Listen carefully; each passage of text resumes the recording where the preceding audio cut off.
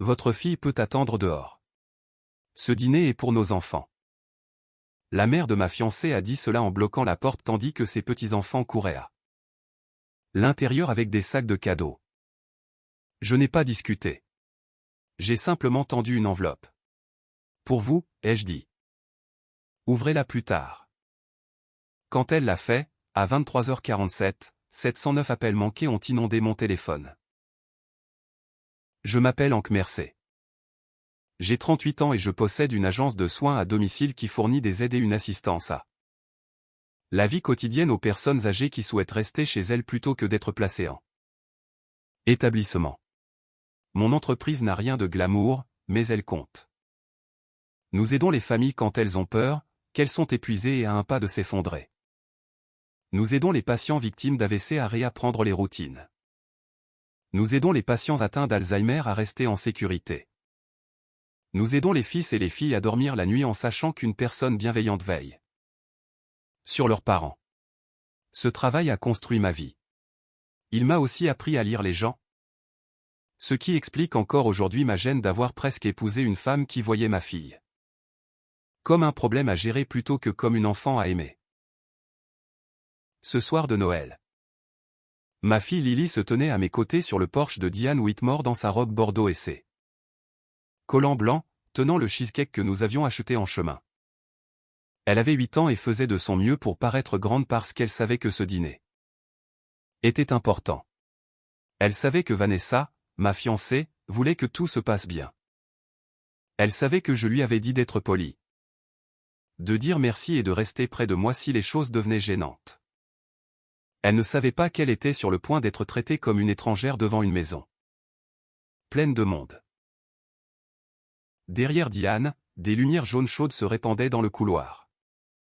J'entendais le tintement des verres, la musique de Noël qui bourdonnait doucement.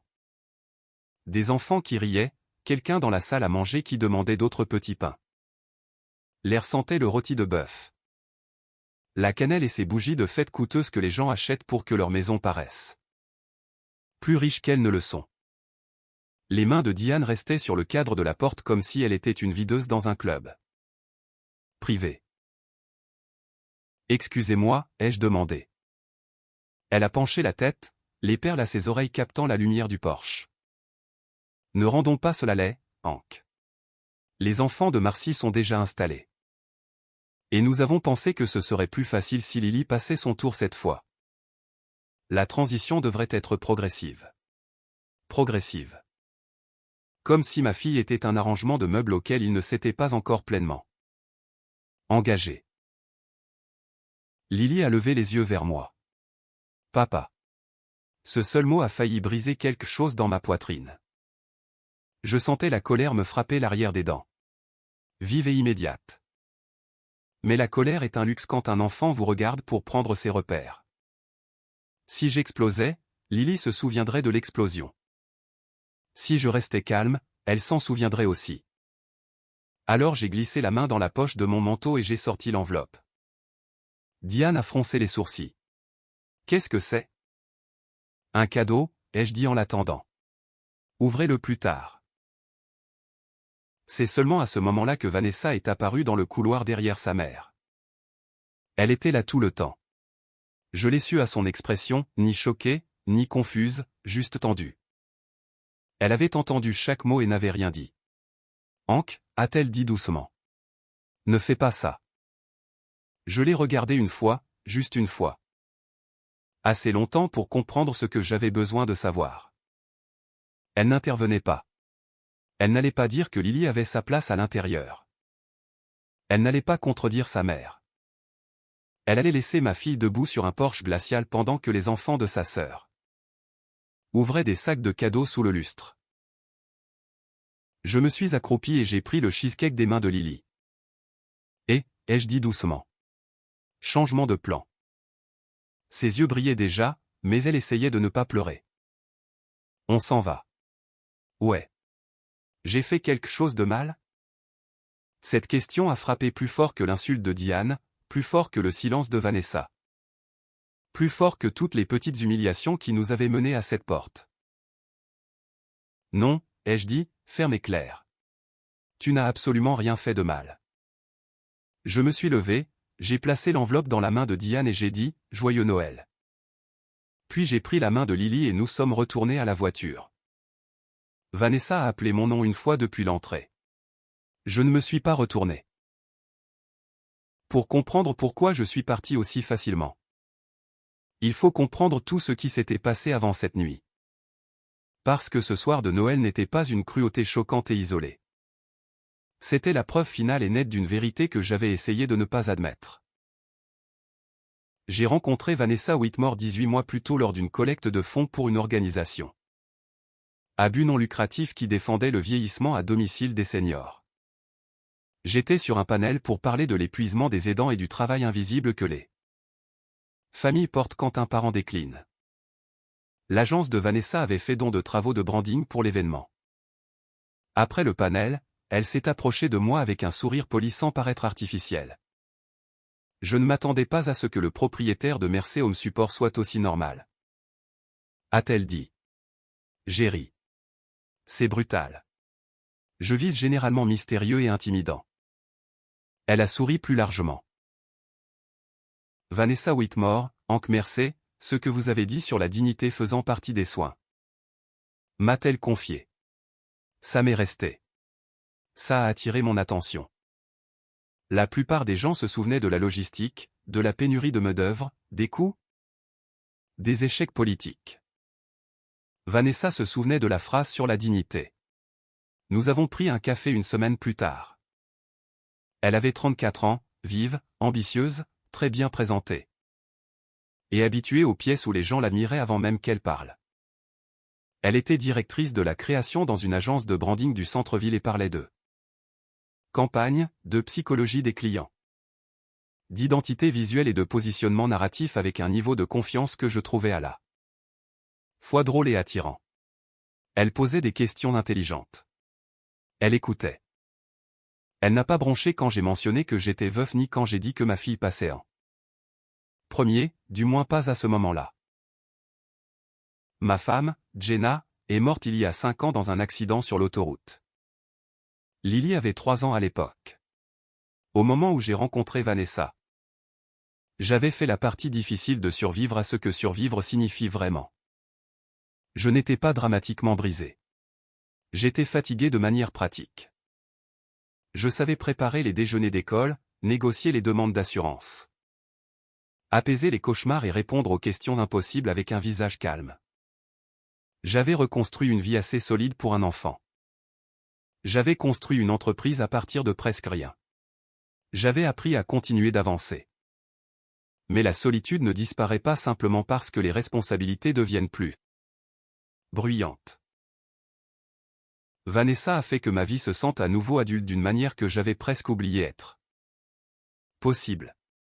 Pas adulte père, pas adulte chef d'entreprise. Juste homme et femme à table qui rient autour d'un verre de vin, qui parlent de livres, de voyage et de qui avait le pire goût musical. Elle me regardait dans les yeux comme si elle le pensait vraiment. Elle touchait mon poignet quand elle voulait insister sur quelque chose. Elle pouvait être chaleureuse d'une manière à la fois intime et lumineuse. Quand elle a rencontré Lily, elle s'en est bien sortie. Ni trop enthousiaste, ni distante. Elle a apporté un petit kit d'aquarelle la 2e fois parce qu'elle se souvenait que j'avais dit que Lily aimait dessiner. Elle l'a aidé à décorer des cookies un samedi. Elle a écouté une explication de 10 minutes sur les politiques de la récréation en 3e année. Sans avoir l'air de s'ennuyer visiblement. Elle m'a même envoyé un message après une visite. C'est une gentille petite. Je vois pourquoi tu brûlerais le monde pour elle. Cette phrase aurait dû me rassurer. Au lieu de cela, avec le recul. Elle ressemble au genre de choses que disent les gens intelligents quand ils ont déjà identifié votre point faible. Le premier moment est venu de Diane. Diane Whitmore était l'une de ces femmes qui pouvaient faire passer une insulte pour de l'étiquette. Elle était magnifiquement entretenue, perpétuellement composée et profondément investie dans l'idée que les standards étaient la même chose que le caractère. Son défunt mari lui avait laissé une maison historique restaurée, un portefeuille d'investissement et assez d'isolement social pour dire des choses vicieuses sur un ton doux sans conséquence. Lors du premier barbecue familial Whitmore auquel j'ai assisté. Lily était assise calmement à côté de moi et coloriait pendant que les autres enfants, les nièces et neveux de Vanessa, couraient dans le jardin en criant avec des pistolets à eau. Diane a regardé Lily et a dit: elle est charmante. Les enfants des foyers perturbés sont souvent bien plus attentifs. Je l'ai fixé du regard. Foyer perturbé? Elle a souri. Oh, je voulais seulement dire les enfants qui ont vécu un deuil. Vanessa a ri légèrement, embarrassée. Maman, mais elle ne l'a pas corrigé. Elle n'a pas dit que c'était inapproprié. Elle n'a pas dit que Lily était là. Elle a laissé passer. Cela est devenu le schéma. À la fête de l'Action de grâce, il y avait des marque-places pour chaque enfant à la table des enfants sauf pour Lily. Maman a probablement oublié, a murmuré Vanessa. Puis Diane a dit, la table des enfants est vraiment pour les cousins. Les cousins.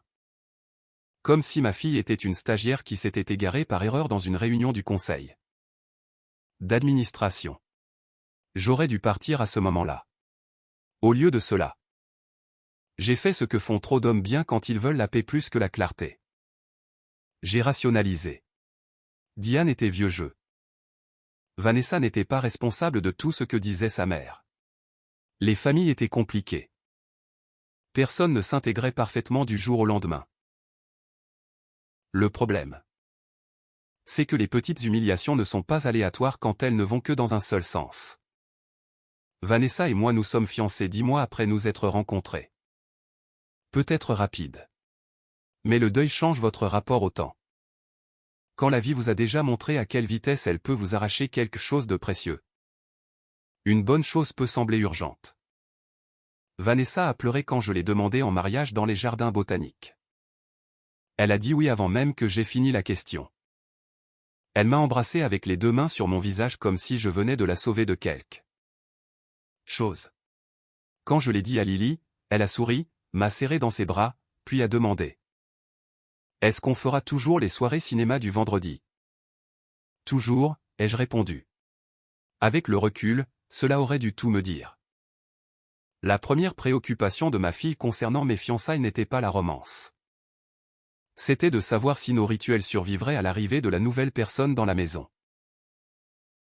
Après les fiançailles, Vanessa a commencé à changer de manière facile à balayer une par une. La chambre de Lily est très enfantine, a-t-elle dit une fois. Peut-être que si nous devenons une famille, nous devrions la mettre à jour. Les peluches partout donnent à tout l'étage un air puéril. Elle avait 8 ans. Ou tu la laisses interrompre beaucoup. Elle doit comprendre que les adultes n'arrêtent pas chaque conversation pour elle. Lily était simplement entrée pour me montrer un dessin. Puis tu compenses à cause de Jenna. Je comprends. Mais surcompenser n'est pas la même chose qu'une parentalité saine. Celle-là est venue après que j'ai refusé de sauter le récital de danse de Lily pour un dîner de réseautage que Vanessa voulait que j'aille.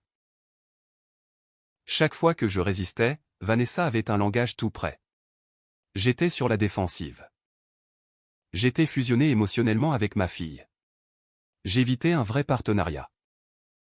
Elle avait une façon d'utiliser le vocabulaire de la psychologie comme un couteau enveloppé de velours. La tension autour de l'argent a commencé aussi. Vanessa gagnait bien. Mais elle dépensait comme quelqu'un qui auditionnait en permanence pour une vie plus riche.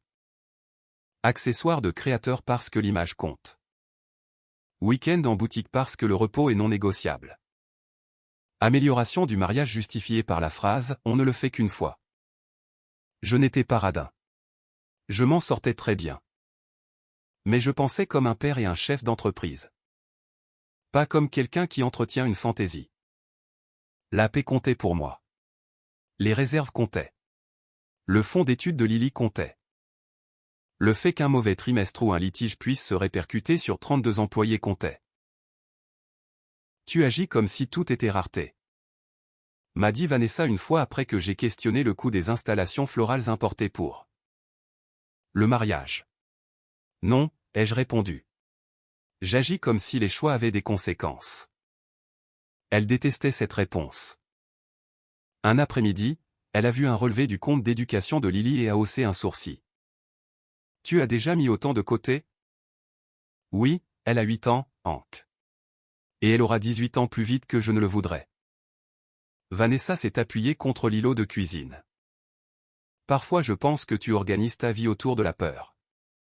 Parfois, ai-je répliqué, je l'organise autour de la responsabilité. Ce que je n'ai pas dit, c'est que les deux sont cousines. Quand on enterre un conjoint jeune, la peur et la responsabilité commencent à partager la même adresse. Les fissures se sont élargies. Un soir, je suis descendu et j'ai trouvé Lily en pleurs sur ses devoirs de maths à la table de la cuisine. Que s'est-il passé, ai-je demandé. J'ai demandé de l'aide à Vanessa. Vanessa, debout près de l'évier, a dit platement. Parce qu'elle paniquait à cause d'un seul problème raté. Lily a murmuré, tu as dit que j'étais dramatique. Vanessa a haussé les épaules. Elle l'était. Je me suis assis à côté de ma fille. J'ai pris la feuille et j'ai senti quelque chose de froid se mettre en place en moi. Plus tard ce soir-là, j'ai dit à Vanessa de ne plus parler à Lily comme ça. Elle a croisé les bras. Tu la couves. Elle a 8 ans. Elle arme ses larmes. Je l'ai fixée longtemps. Tu parles d'une enfant et tu agis comme si j'avais commis un crime parce que j'attends une résilience de base. C'était la première nuit où j'ai sérieusement envisagé de mettre fin à la relation. Au lieu de cela, parce que j'essayais encore d'être juste, j'ai suggéré un conseil prénuptial et peut-être quelques séances incluant Lily. Quelque chose de structuré, d'honnête. Qui pourrait nous forcer à arrêter de jouer un rôle et à commencer à parler. Vanessa l'a pris comme une insulte. Alors maintenant j'ai besoin de thérapie pour t'épouser. Non, ai-je dit. Nous avons besoin de clarté pour fusionner un foyer. Elle a ri sèchement. Tu transformes toujours l'intimité en gestion. Ce qu'elle voulait dire, c'était ceci, je voulais la vérité sur la table. Elle préférait la version de l'amour où l'image recouvrait tout ce qui était désagréable. Le dernier mois avant Noël a rendu le déni impossible. Vanessa et Diane avaient décidé que le dîner du soir de Noël serait réservé à la famille immédiate. Puisque nous étions fiancés, j'étais apparemment famille immédiate. Les 3 enfants de Marcy étaient famille immédiate. Mais chaque fois que je demandais pour Lily, les réponses de Vanessa devenaient vagues. Elle verra tes beaux-parents le matin de Noël de toute façon. Ce n'est pas le problème. Maman veut juste une soirée sans dynamique supplémentaire. Dynamique supplémentaire? Ai-je répété. Tu veux dire ma fille? Vanessa a posé le défroisseur à vêtements qu'elle utilisait et m'a regardé avec une irritation ouverte. Je veux dire? Tout ne doit pas tourner autour de Lily. Toi et moi avons le droit de construire nos propres traditions. J'ai ri. Ma vie tourne autour de Lily, ai-je dit. C'est ce qu'on appelle être son père. Elle a croisé les bras. Donc je dois juste orbiter autour de ça pour toujours. Voilà. Claire, les impossibles à mal interpréter. Ce n'était pas de l'insécurité, ni un ajustement. Elle en voulait qu'il y ait déjà quelqu'un dans ma vie dont la place elle ne pourrait jamais prendre. Cette semaine-là, je suis allé voir mon avocate, Sandra Cole. Une femme de 70 ans aux cheveux gris acier, aux chaussures orthopédiques et à la précision qui faisait pleurer les hommes d'affaires dans les salles de réunion. Je lui ai expliqué les acomptes du mariage. Les suppositions croissantes de Vanessa sur l'argent partagé. La pression pour co-signer un condo d'investissement et le schéma grandissant avec Lily. Sandra a écouté sans m'interrompre. Puis elle a retiré ses lunettes et a dit, « Hank. Ça a cessé d'être une question de logistique de mariage il y a un moment. » Je n'ai rien dit. Il s'agit de savoir si vous êtes prêt à laisser entrer chez vous une femme qui voit votre fille comme une rivale prétendant au confort. Cette phrase m'a donné la nausée tellement elle était juste. Sandra m'a conseillé de tout documenter. De geler tout nouvel engagement financier et de décider si je repoussais la réalité par espoir ou par lâcheté. La réponse, si je suis honnête, était les deux. L'enveloppe que j'ai tendue à Diane le soir de Noël contenait une courte lettre tapée. Elle indiquait que les fiançailles étaient rompues avec effet immédiat. Qu'aucune d'elles ne devait contacter Lily. Que tout problème financier restant lié aux acomptes ou engagements faits en mon nom serait traité par l'avocate. Et que les événements de cette soirée avaient confirmé ce que je ne pouvais plus ignorer. Au bas, j'ai écrit une phrase simple, vous avez rendu votre position concernant ma fille Claire. Vous avez aussi rendu la mienne facile. J'avais rédigé cette lettre avant Noël parce qu'une partie de moi savait déjà que la relation vivait sur du temps emprunté. Je n'avais simplement pas prévu que la preuve finale arrive aussi clairement. Après avoir quitté la maison de Diane, j'ai conduit Lily dans un dîner ouvert 24 heures de l'autre côté de la ville. Elle aimait les petits déjeuners le soir, et j'avais besoin d'un endroit lumineux. Ordinaire et assez sûr pour enlever le poison de la soirée. Elle a commandé des pancakes aux pépites de chocolat. Des frites et un cacao chaud avec de la crème fouettée. Je l'ai laissé faire. Pendant plusieurs minutes, elle a simplement remué la crème fouettée avec sa cuillère. Puis elle a demandé, « Vanessa ne veut pas de moi là-bas ?» Les enfants sont impitoyablement directs parce qu'ils n'ont pas encore appris l'art adulte de déguiser la douleur avec un langage abstrait. J'ai pris une inspiration. Vanessa et sa mère ont fait un choix très injuste ce soir. Donc elle ne voulait pas que je sois là. J'ai regardé le visage de ma fille, si prudent, si alerte. Déjà à la recherche de la version de cette histoire où elle pourrait se blâmer moins si elle la comprenait mieux. Ce n'est pas à cause de toi, ai-je dit. Tu me comprends? Elle a hoché la tête, mais les larmes se sont accumulées. Ma grand-mère Jenna dit, a-t-elle murmuré. Que quand les adultes sont méchants avec des voix polies, ça compte quand même comme méchant. J'ai lâché un rire surpris. Elle a raison. Au moment où nous sommes rentrés à la maison, Lily était épuisée. Nous avons mis un film dans mon lit. Elle s'est endormie à mi-chemin, une main agrippant ma manche. Je suis resté là plus longtemps que nécessaire. Fixant le plafond et ressentant une rage qui devient froide au lieu de chaude. À 23h47, j'ai enfin regardé mon téléphone. 79 appels manqués, 32 de Vanessa, 19 de Diane, 10 de Marcy, quelques-uns de numéros inconnus. Des messages empilés sur des messages. Appelle-moi maintenant. Que as-tu fait? Maman? Ouvre l'enveloppe. C'est insensé. Tu nous as humiliés. N'ose pas impliquer des avocats. Lily. N'était pas le problème. Et tu le sais. Nous pouvons encore arranger ça si tu arrêtes d'être dramatique. Tu fais exploser les deux familles à cause d'un malentendu. Décroche avant que plus de gens entendent parler de ça. Cette dernière ligne m'a tout dit. Pas avant que Lily soit plus blessée. Pas avant que nous nous perdions. Avant que plus de gens entendent parler de ça. J'ai appelé Sandra en premier. Elle a répondu comme si elle attendait mon numéro. Dites-moi que vous n'êtes pas en prison. J'ai utilisé l'enveloppe. Une pause. Bien. A-t-elle dit. Maintenant écoutez attentivement. Un seul message écrit. Pas d'échanges émotionnels. Sauvegardez tout. Bloquez ce qui doit être bloqué. S'ils escaladent. Nous traitons ça formellement. J'ai envoyé un seul texto à Vanessa. Les fiançailles sont rompues. Ne contactez pas Lily. Toute communication supplémentaire concernant les finances ou les contrats passe par mon avocate. Le contact personnel n'est plus le bienvenu. Puis j'ai bloqué les numéros jusqu'à ce que le téléphone devienne enfin silencieux. Le lendemain matin, les retombées ont commencé. Apparemment, Diane avait attendu que les invités partent pour ouvrir l'enveloppe. J'imagine qu'elle s'attendait à un élégant cadeau d'hôtesse, peut-être des billets de théâtre. Peut-être des bijoux.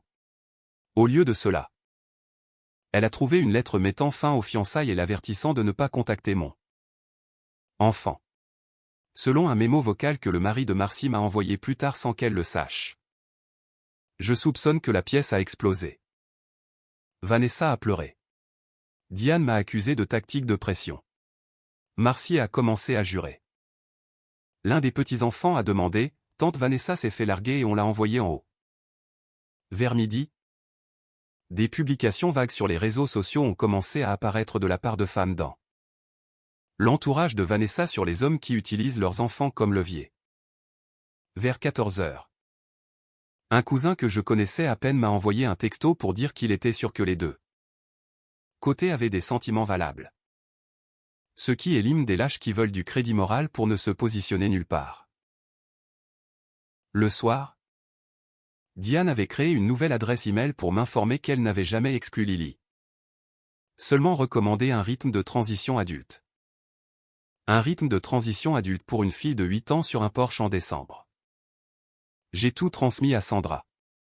Puis j'ai fait Noël. La mère de Jenna est venue avec une casserole de petit déjeuner et assez de fureur en mon nom pour alimenter la maison. Lily a ouvert ses cadeaux en pyjama. Nous avons fait des cookies lait au sucre. Je l'ai emmené faire de la luge cet après-midi-là et l'ai laissé dehors jusqu'à ce que ses joues soient rouges et que ses gants soient trempés. Cette nuit-là, quand elle s'est endormie contre moi sur le canapé, j'ai réalisé quelque chose de simple et dévastateur. Elle était plus détendue maintenant que les fiançailles étaient rompues qu'elle ne l'avait été pendant le dernier mois. Les enfants savent. La semaine après Noël, les choses sont devenues plus compliquées de manière que Vanessa ne s'attendait jamais à ce que je découvre. Sandra m'a appelé après avoir parlé à 2 fournisseurs.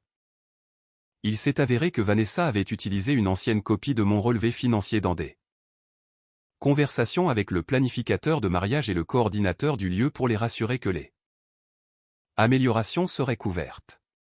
Elle n'avait pas exactement falsifié ma signature, mais elle avait représenté mon engagement continu pour des dépenses que j'avais explicitement remises en question. Pire, dans un email au planificateur, elle avait écrit « Hank devient anxieux à propos de l'argent à cause du bagage de sa femme décédée. Mais une fois que j'arrange les choses, il finit toujours par accepter. » Sandra a lu cette ligne à voix haute au téléphone et a ensuite dit « Votre ex-fiancée écrit comme une méchante avec une routine de soins de la peau. » Il y avait plus. Pour le soir de Noël, des boîtes cadeaux personnalisées avaient été commandées pour les enfants de la famille. Il y en avait 4, pas 5. Il n'y en avait jamais eu une pour Lily. Cela comptait plus pour moi que la manipulation financière parce que cela signifiait que l'exclusion sur le Porsche n'était pas spontanée.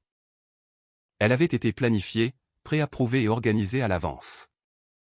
Ma fille avait été délibérément exclue du compte.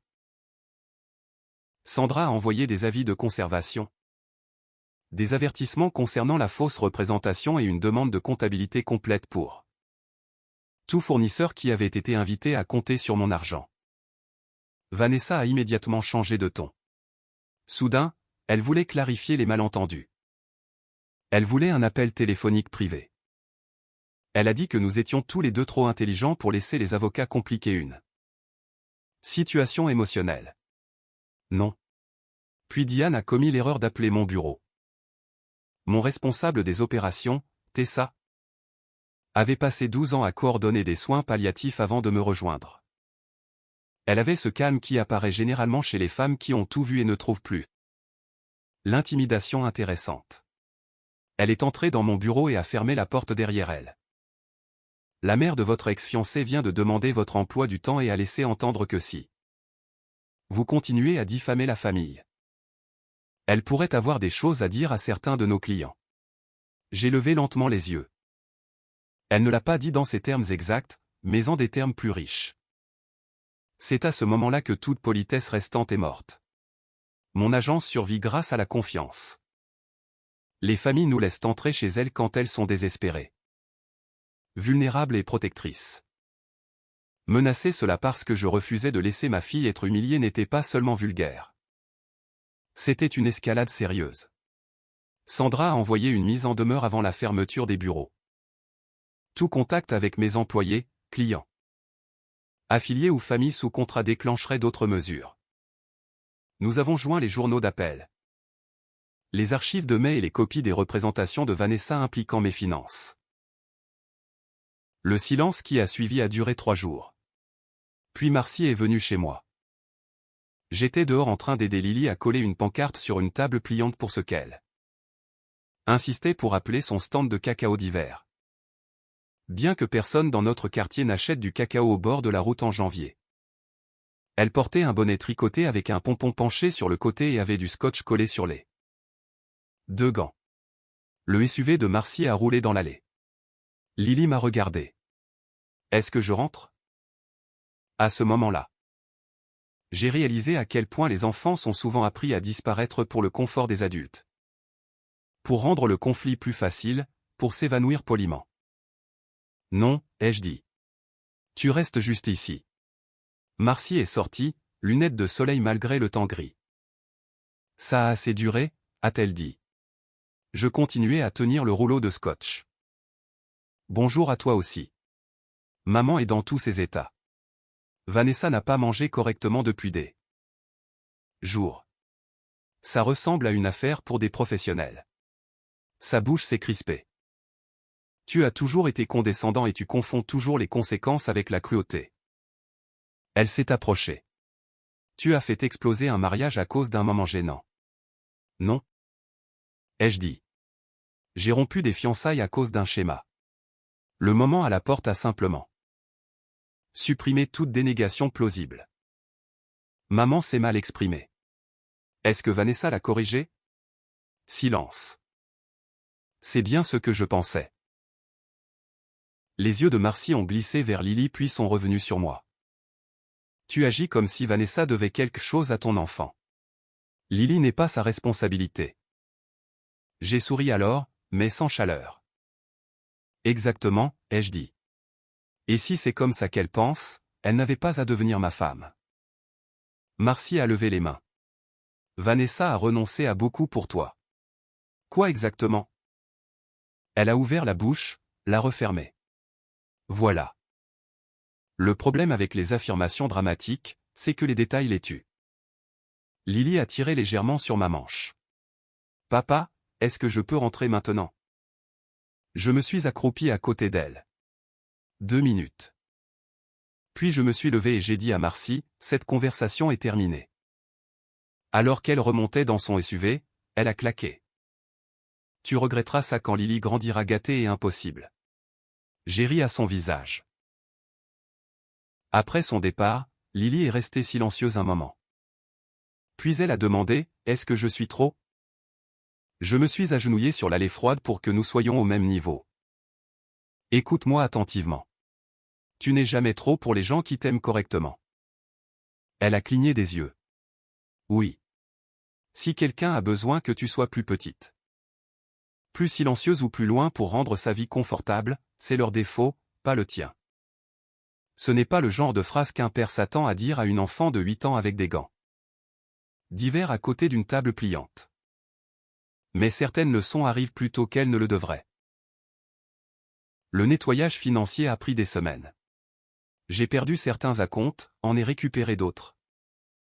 Refusé toutes les nouvelles charges et mis toutes les communications pertinentes entre les mains d'eux. Sandra. Quelque part dans ce processus, j'ai réalisé que je ne pleurais plus la relation. Je pleurais ma propre réticence à la voir clairement plus tôt. La vie est devenue beaucoup plus légère après ça. Lily riait plus. C'était le premier signe mesurable. Elle a arrêté de vérifier mon visage avant de demander des choses. Elle a arrêté de se taire quand mon téléphone vibrait. Un vendredi pendant une soirée cinéma, à mi-chemin d'un désastre animé avec des animaux parlants. Elle s'est blottie contre moi et a dit, « J'aime mieux notre maison maintenant. » J'ai éteint l'écran un instant et l'ai regardé. Pourquoi? Elle y a réfléchi. Ça ressemble à nouveau à notre maison. Au travail, j'ai élargi l'agence au service d'accompagnement en soins de la mémoire. Quelque chose que j'avais retardé parce que Vanessa disait que c'était trop déprimant à ajouter. Pendant la planification du mariage, nous avons embauché 4 aides supplémentaires. Construit un petit partenariat de formation avec un groupe de neurologie et commencé des ateliers mensuels pour les familles gérant la démence précoce. C'est drôle comme l'énergie revient vite quand on arrête de la dépenser à apaiser la mauvaise personne. Je pensais que ce serait la fin. Puis environ 5 mois plus tard, Vanessa a appelé d'un numéro inconnu et j'ai répondu par erreur. Hank, a-t-elle dit immédiatement. S'il te plaît, ne raccroche pas, j'aurais dû raccrocher. Au lieu de cela, je suis sorti derrière le bureau. Quoi? Je sais que tu me détestes. Je ne te déteste pas, silence. Cela semblait la confondre plus que la colère ne l'aurait fait. J'avais besoin de te parler parce que les choses sont devenues compliquées. Pas mon problème. Ma mère a des difficultés. A-t-elle dit. Marcy et les enfants ont emménagé temporairement. Il y avait des dettes. Des problèmes de refinancement. Certaines pertes liées au mariage ont frappé plus fort que prévu. Je me suis appuyé contre le mur de briques et j'ai fermé les yeux. Elle pensait, a continué Vanessa prudemment, qu'une fois que les choses se seraient calmées. Toi et moi pourrions au moins discuter d'argent. Elle n'a pas répondu. Bien sûr, pas de réconciliation, pas de responsabilité, des ressources. Je vais dire ça une fois. Je lui ai dit. Tu as perdu l'accès à ma vie quand tu es resté dans ce couloir et que tu as laissé ta mère. Laisser ma fille dehors. Elle a commencé à pleurer des mois plus tôt. Ce son aurait déclenché tous mes instincts de sauveur. Maintenant, cela me rendait seulement fatigué. Je t'ai vraiment aimé, a-t-elle murmuré. Je l'ai cru dans la limite où certaines personnes aiment. Sincèrement, tant que la réalité n'incommode pas la version de rêve qu'elle préfère. Mais pas assez, ai-je dit, pour protéger mon enfant et ça rend le reste sans importance. Puis j'ai mis fin à l'appel. Début décembre, presque un an complet après l'incident du Porsche. J'ai trouvé une épaisse enveloppe crème dans ma boîte aux lettres. À l'intérieur se trouvait une invitation imprimée formelle au dîner annuel du soir de Noël de Diane Whitmore. Pas de mots, pas d'excuses, pas de reconnaissance de l'année précédente. Juste une carte comme si le temps lui-même était un système de blanchiment. J'ai ri tellement fort. Lily est entrée dans la cuisine pour voir pourquoi. Je lui ai tendu l'invitation. Elle l'a lu, a plissé les yeux et a dit « Pourquoi nous inviterait-il » Parce que certaines personnes pensent que suffisamment de silence réinitialise tout. On n'y va pas, hein? Absolument pas, elle me l'a rendu. On peut la recycler. C'est exactement ce qu'on va faire. Ce soir de Noël, au lieu d'assister à une performance polie de famille, Lily et moi avons fait du bénévolat lors d'un déjeuner de fête pour les seniors au centre communautaire. Plusieurs de nos clients étaient là. Lily portait des bois de rennes ridicules et prenait son travail de distribution de cookies avec un sérieux terrifiant. Elle s'est assise à côté d'une enseignante de piano retraitée de 86 ans nommée Madame Coulson, qui lui a appris à plier des serviettes en petits sapins de Noël. J'ai regardé ma fille rayonner dans une pièce pleine de gens qui étaient vraiment ravis de sa présence, et j'ai senti quelque chose se mettre en place en moi une fois pour toutes. La famille n'est pas la pièce qui fait gagner sa place à votre enfant. La famille est l'endroit où elle est accueillie sans négociation. Cette nuit-là, après un cacao chaud et un film sur le canapé, mon téléphone a vibré avec un message d'un numéro inconnu. J'ai failli l'ignorer. Puis je l'ai ouvert. Il venait d'Emma, la fille aînée de Marcy, 13 ans à l'époque. Bonjour Hank. J'ai eu ton numéro dans les anciens contacts de tante Vanessa. J'espère que ça va. Je voulais juste dire que je me souviens du dernier Noël et j'ai toujours pensé que ce qui est arrivé à Lily était mal. J'avais peur de le dire à l'époque. Je voulais juste que tu saches que je pense que tu as fait ce qu'il fallait. Je suis resté assis longtemps à lire ces lignes 2 fois. Puis j'ai répondu. Merci. Tu étais une enfant dans un bazar d'adultes. Rien de tout cela n'était ta responsabilité. Mais je suis content que tu aies gardé ton honnêteté. Quand j'ai posé le téléphone, Lily est entrée dans la pièce en portant 2 tasses de cacao dans les 2 mains. Film, a-t-elle demandé. Film, ai-je dit. Nous nous sommes blottis sous la couverture, les lumières du sapin brillant dans le coin. La maison chaude et silencieuse autour de nous. À mi-chemin du film, Lily a posé sa tête sur mon épaule et a murmuré. Je suis contente que tu lui aies donné l'enveloppe. J'ai embrassé le haut de sa tête. Moi aussi. Pendant longtemps, j'ai pensé que la force ressemblait à l'endurance, à la patience. À avaler l'inconfort, à rester raisonnable. À donner une autre chance aux gens parce qu'être la plus grande personne semblait plus sûr que le conflit. Je sais mieux maintenant. La force, ce n'est pas laisser les gens enseigner à votre enfant qu'elle appartient dehors. Derrière la porte. La force, c'est comprendre que le charme n'est pas la gentillesse. Que la cruauté polie est toujours de la cruauté. Et que le silence au moment de l'injustice est sa propre réponse. Je n'ai pas crié sur ce porche. Je n'ai pas supplié. Je n'ai pas expliqué l'évidence à des gens qui bénéficiaient de faire semblant de ne pas comprendre. J'ai tendu une enveloppe, pris la main de ma fille et suis parti. Et quand 79 appels manqués ont illuminé mon écran à 23h47.